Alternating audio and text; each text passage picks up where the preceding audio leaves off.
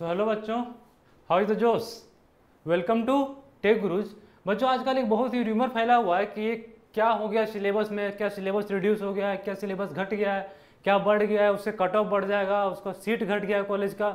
देखिए, ये सब चीज़ से आपको कोई मतलब नहीं होना चाहिए। अगर आप एक अच्छे एस्पेरेंट हो और आप प्योर तैयारी कर रहे हो, मन से कर रहे हो, तन से कर रहे हो, तो आपको ये सब चीज़ से कोई मतलब नहीं होना चाहिए। क्योंकि आपको भी पता है कि ऐसा नहीं है कि कल तक 180 मार्क्स का एग्जाम होता है, आज 90 मार्क्स का एग्जाम होना शुरू हो जाएगा।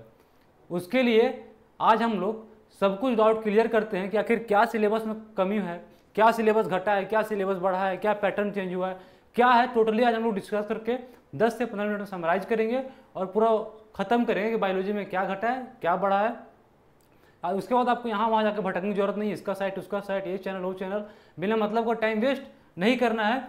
तो आज के सेशन में हम लोग क्या सीख रहे होंगे कि क्या सिलेबस बढ़ा है, क्या है नीट का पैटर्न में क्या चेंज हुआ है, उस पैटर्न चेंज होने के कारण हम लोग क्या करेंगे, नीट का सिलेबस जो रिड्यूस हुआ उसके कारण हम लोग क्या करेंगे, क्या बढ़ा है, क्या घटा है, सब कुछ 10 मिनट में आके हम लोग खत्म करते हैं। आइए शुरू करते हैं।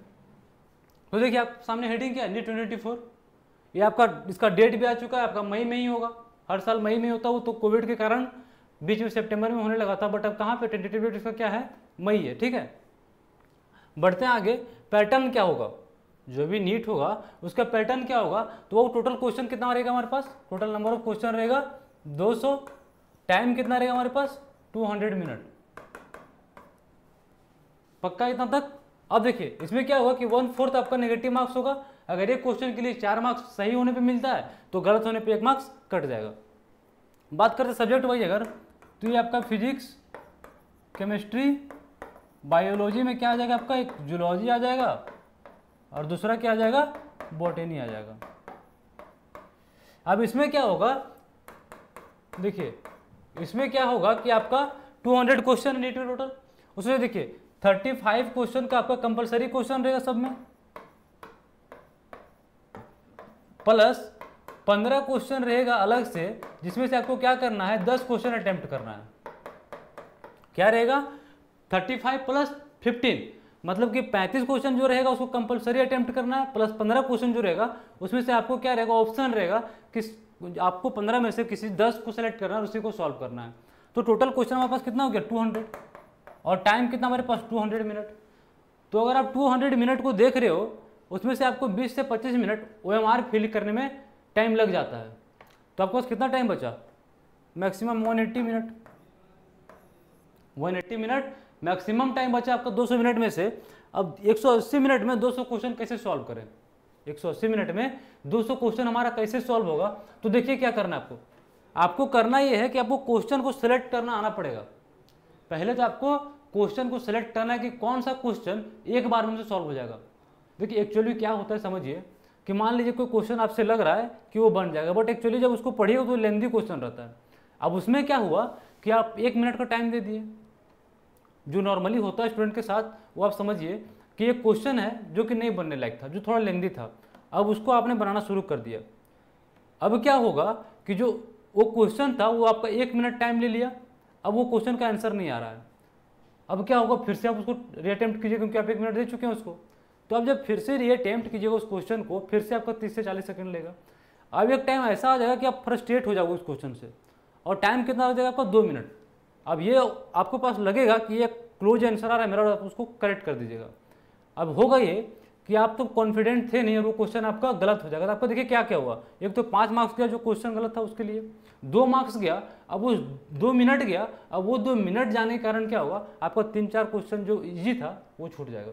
तो सबसे पहले काम आपको क्या करना है, सिलेक्शन ऑफ क्वेश्चन, कि कौन सा क्वेश्चन हमसे बन सकता है, कौन सा क्वेश्चन हमसे नहीं बन सकता है। देखिए पहले हमको रैंक डिसाइड नहीं करना है कि हमको रैंक 1 लेके आना है, पहले हमको अपना सिलेक्शन को श्योर करना है कि मेरा 620-630 मार्क्स कहाँ से आ रहा है। पेपर को 2 राउंड में कंप्लीट कीजिए। पहला राउंड आपका ये होना चाहिए कि कैसे मैं अपना सिलेक्शन को श्योर करें, उसके बाद हम रैंक पे जाएंगे। तो रैंक पे जब जा रहे हैं हम, सिलेक्शन को श्योर करना हमारा, दोनों में फ़र्क है, दोनों में ये फ़र्क है। आपको क्वेश्चन को सिलेक्ट करना आना चाहिए कि क्वेश्चन का सिलेक्शन कैसा है हमारा। अब ये 35 क्वेश्चन है, इसमें तो कंपलसरी है, बट ये 15 क्वेश्चन में आपको बस 10 मिनट ही लगाना है सॉल्व करने में, क्योंकि 10 ही क्वेश्चन आपको सॉल्व करना है। ये तो आपका पूरा हो गया पैटर्न, कि कैसा पैटर्न रहेगा, क्या क्वेश्चन रहेगा, कितना नंबर का क्वेश्चन रहेगा, कितना टाइम रहेगा, ये सब हो गया। अब इससे आगे बढ़ते हैं कि क्या सिलेबस रिड्यूस हुआ है। हम लोग आज किसकी बात करेंगे, बायोलॉजी की बात करेंगे कि क्या क्या सिलेबस रिड्यूस हुआ है।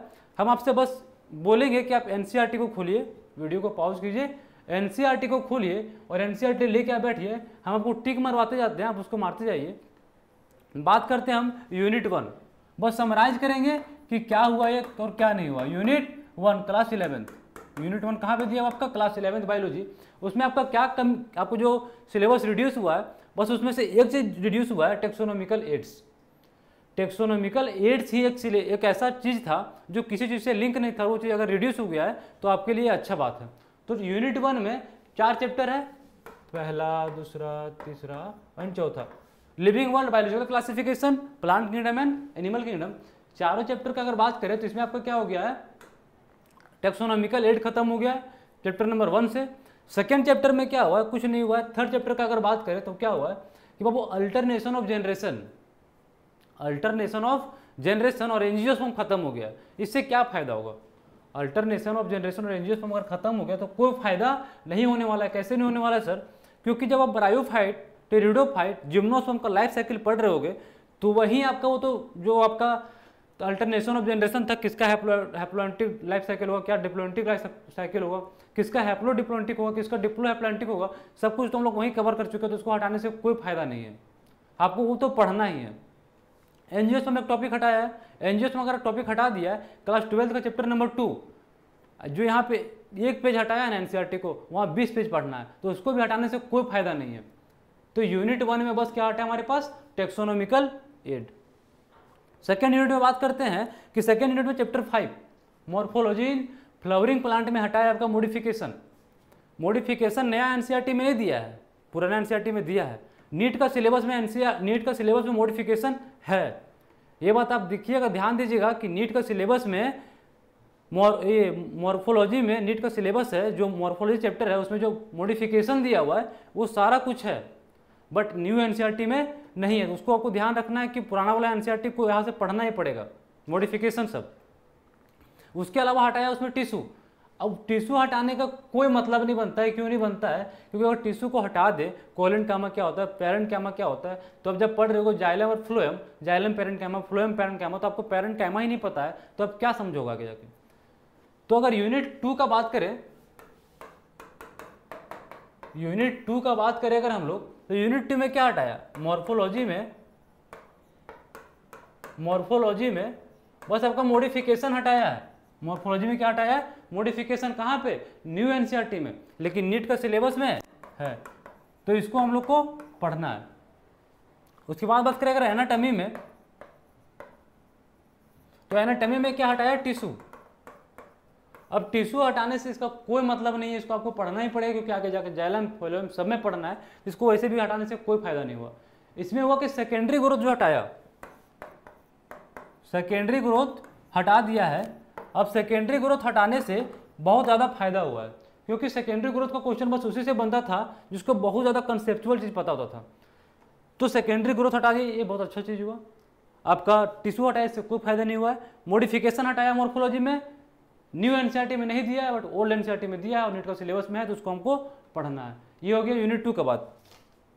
अब मॉर्फोलॉजी में कुछ कुछ ऐड भी हुआ, जैसे आप पहले था हमारे पास 3 ही फैमिली, फैबिएसी था, सोलेनेसी था और लिलियसी था, बट अब क्या हुआ, सोलेनेसी हो गया, मालवेसी हो गया, क्रूसिफेरी हो गया, 4-5 फैमिली और ऐड कर दिया है। तो सिलेबस रिड्यूस उसमें नहीं हुआ ज़्यादातर, उसमें ज़्यादा और बढ़ा दिया है।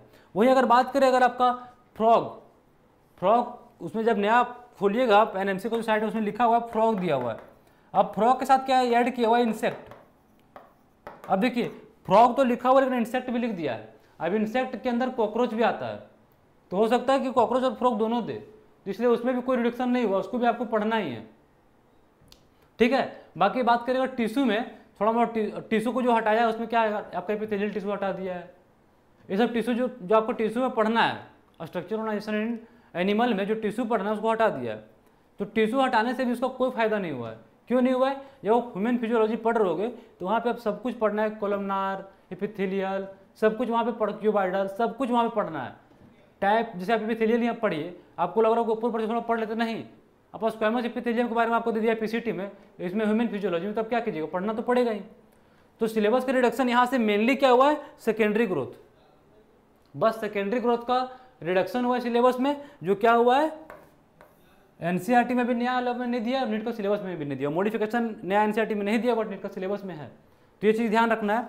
अब आगे चलते हैं हम लोग, थर्ड सेल में कोई चेंजेस नहीं है, सेल एज इट इज है, कोई चेंजेस नहीं है। प्लांट फिजियोलॉजी, देखिए यूनिट फर्स्ट सेकेंड हो गया आपका, यूनिट 3 का बात करते हैं। यूनिट 3 में कोई चेंजेस नहीं है, एज इट इज है। बायो इसमें शायद थोड़ा मोड़ा भी, इसमें तो एकदम चेंज ही नहीं है सेल में। अगर आप बात कीजिए 1-2 पेज का अगर बात करें तो चेंज हुआ भी है, जो कि एकदम ना के बराबर है, इसलिए इसको पूरा का पूरा पढ़ना है हम लोगों को। किसमें, यूनिट 3 सेल में, उसमें कुछ चेंजेस नहीं है। बात करते अगर यूनिट 4 का, तो यूनिट 4 में क्या है, प्लांट फिजियोलॉजी है। उसमें जो मेन चेंज आपको देखने को मिलेगा, ट्रांसपोर्टेशन को हटा दिया गया, ट्रांसपोर्टेशन इन प्लांट को हटा दिया गया है और मिनरल न्यूट्रिशन को हटा दिया गया है। मिनरल और न्यूट्रिशन को भी हटा दिया गया, ट्रांसपोर्टेशन को भी हटा दिया गया, बहुत बड़ा चेंजेस है। लेकिन हाँ, अगर बात करें आप मिनरल न्यूट्रिशन में जो एलिमेंट दिया हुआ, जैसे मैग्नीशियम दिया हुआ है, आपका फॉस्फोरस दिया हुआ है, ये सब जो चीज़ें उसको तो आपको पढ़ना ही पड़ेगा। मेनली क्या हटा है आपका, उधर जो लेग्यूमिनस वाला पार्ट था, जो लेग हेमोग्लोबिन था, ये सब जो आपको एंडिंग वाला पार्ट था, जो लास्ट को 2-3 पेज था, वो हटा दिया गया है। इसको आपको क्या करना, यूज में तो लाना पड़ेगा। मिनरल न्यूट्रिशन का कहाँ पे यूज में लाना पड़ेगा, आप जब फोटोसिंथेसिस पढ़ रहोगे उसमें आपको यूज में आएगा, कौन सा एंजाइम को लिंक करने में हेल्प करता है। आप जब पढ़ रहे होगे उसमें मॉलिक्यूलर बेसिस ऑफ इनहेरिटेंस में, उसमें भी एंजाइम का काम आएगा। कैसे आपका ट्रांसलेशन होता है, ट्रांसलेशन में कौन एंजाइम होता है, कौन सा एलिमेंट हेल्प करता है, कैसे राइबोसोम जुड़ा हुआ रहता है, एटीपी में क्या पाया जाता है, सब तो है ही। एक्चुअली आपका माइंड के साथ खेल रहा है एनटीए। जो सिलेबस मेनली घटा है वो कुछ नहीं घटा है, 5 से 6 पेज मैक्सिमम घटा है, उसके अलावा कुछ नहीं, सब इंटरलिंक्ड है।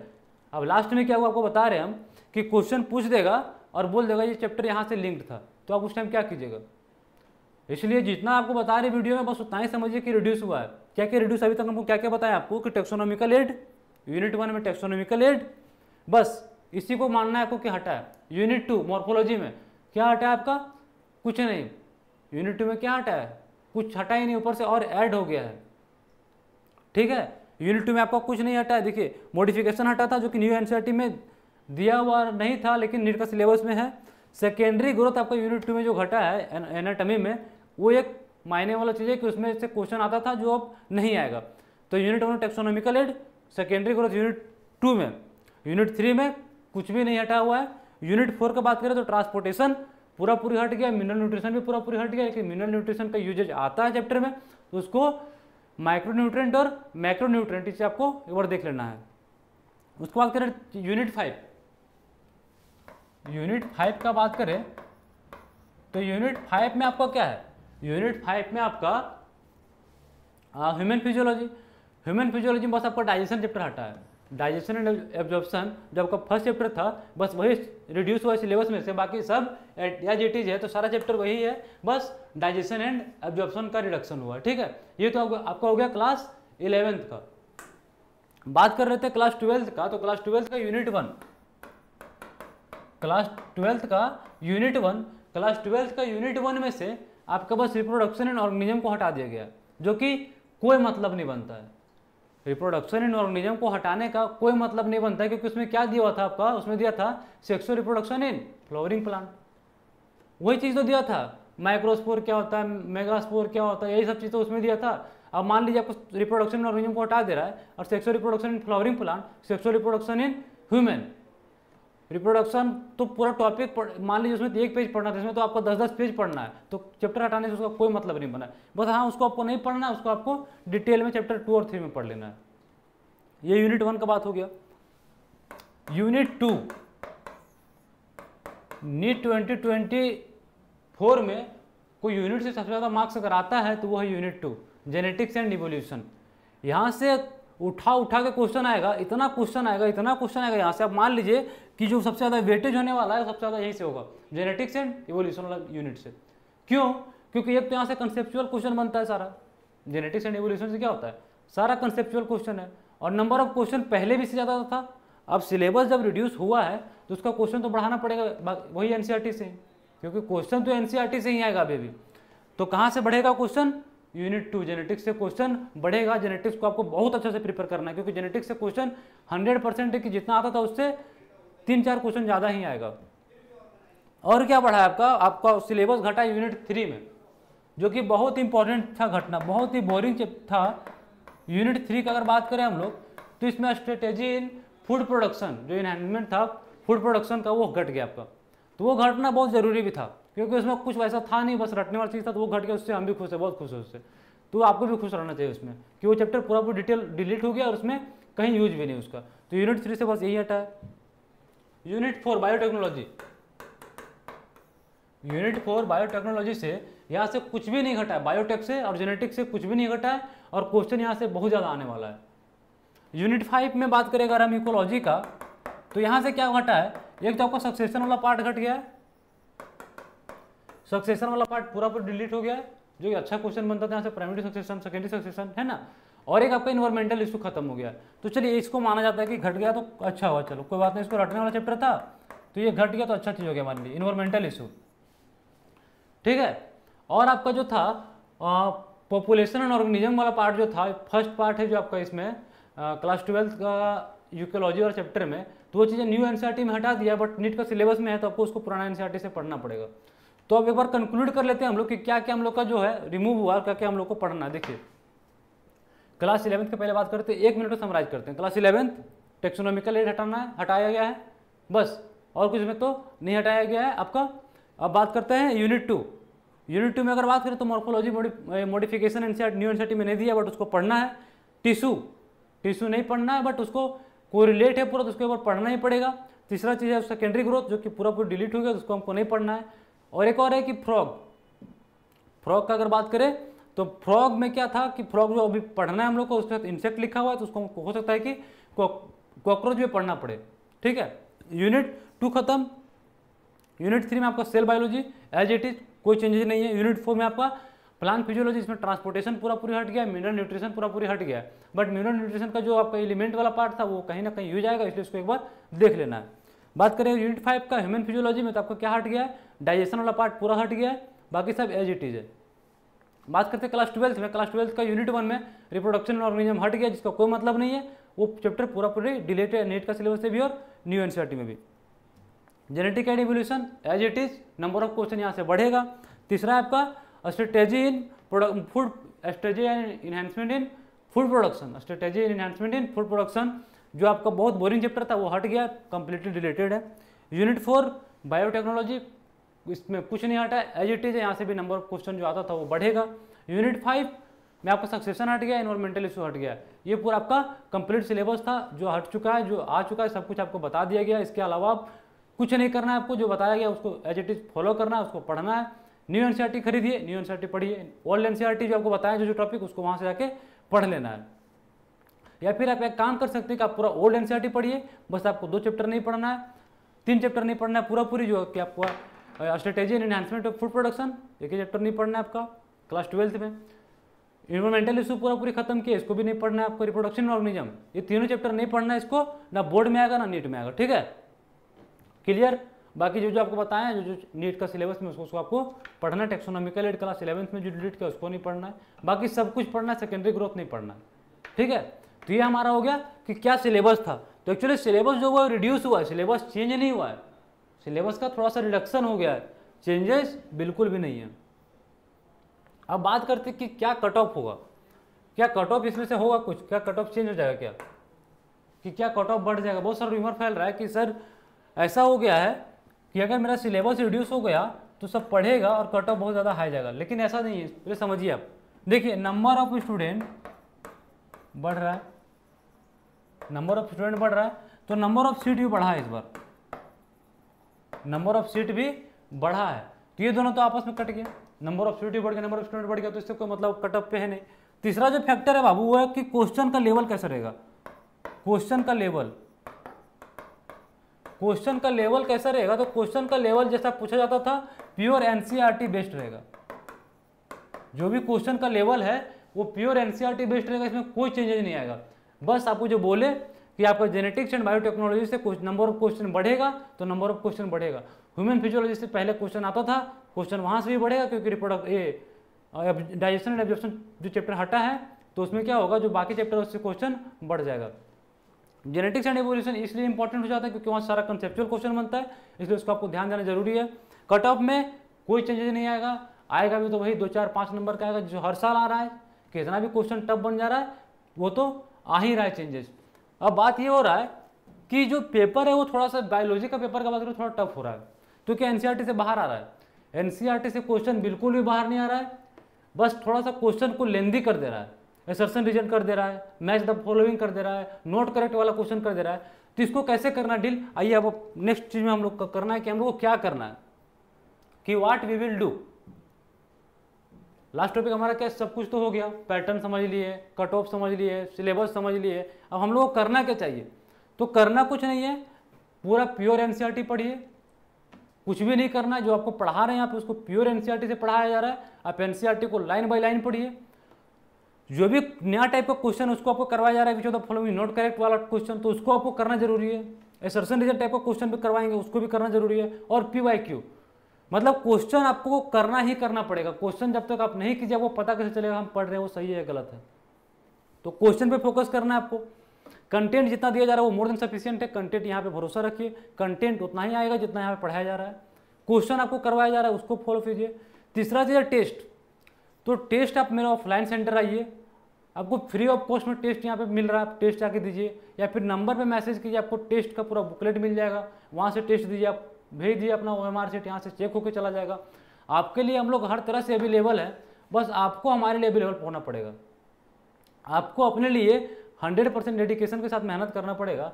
हम लोग आपके लिए 100% डेडिकेशन के साथ मेहनत करने के लिए रेडी हैं।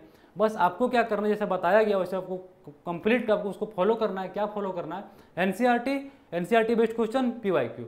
इसके अलावा आपको जो लास्ट काम करना है वो टेस्ट, इसके अलावा आपको कोई काम नहीं करना है। NCERT based question, PYQ, test, इसी चीज़ को आप बार बार फॉलो कीजिए। इसी चीज़ को आपको बार बार फॉलो करना है। इजीली नीट में 350+ आराम से स्कोर होगा। आप मेरा बिलीव कीजिए, नीट में 350+ इजीली स्कोर होगा। बस आप इतना चीज़ को फॉलो करते रहिए, एनसीईआरटी बेस्ड क्वेश्चन, पीवाईक्यू और टेस्ट। ठीक है, तो इसी के साथ आज का सेशन हम लोग खत्म करते हैं। रिड्यूस सिलेबस जो था आपको क्लियर हो गया, क्या करना है आपको क्लियर कर दिए। बस एनसीईआरटी बेस्ड क्वेश्चन, पीवाईक्यू और टेस्ट के लिए आप हमारे ऑफलाइन सेंटर या ऑनलाइन जहाँ भी आप विजिट कर रहे हैं आपको वहाँ से मिल जाएगा। बस नंबर पे मैसेज कीजिए, आपको क्वेश्चन भी न्यू पैटर्न का मिल जाएगा, जहाँ पे आपको 200 क्वेश्चन दिया जाएगा, उसमें से ऑप्शनल सब कुछ नीट का पैटर्न पे होगा। तो भरोसा रखिए आप हम लोग पे, हम लोग भी आप पे भरोसा करते हैं। और एक अच्छे मेडिकल कॉलेज तक जाइए, उसके लिए बस आपको क्या करना है, हार्डवर्क करना है। वो तो आप कर ही रहोगे क्योंकि जिस दिन आपने बायोलॉजी का सब्जेक्ट चुना था आप सोच लिए थे कि अच्छा डॉक्टर बनना है, और अगर एक अच्छा डॉक्टर बनना है तो आपको रगड़ना तो पड़ेगा ही, क्योंकि जब तक रगड़ोगे नहीं तब तक नहीं चमकोगे। तो रगड़ना शुरू करो भाई, ज़्यादा टाइम भी नहीं है, 5 से 6 महीना का ही टाइम है। अब से पढ़ना शुरू कर दो, अभी भी बहुत टाइम बचा हुआ है। अभी भी से अगर दिल जान से लग जाते हो तो इजीली सब कुछ कंप्लीट हो जाएगा। बाकी मिलते हैं नेक्स्ट वीडियो में, जहाँ पे हम लोग पढ़ रहे थे उसको कंप्लीट करेंगे और आगे भी पूरा क्लास 12 पूरा क्लास 11 विथ एनसीईआरटी और पीवाईक्यू पूरा चैप्टर को खत्म करते हुए चलेंगे। थैंक यू, मिलते हैं नेक्स्ट सेशन में।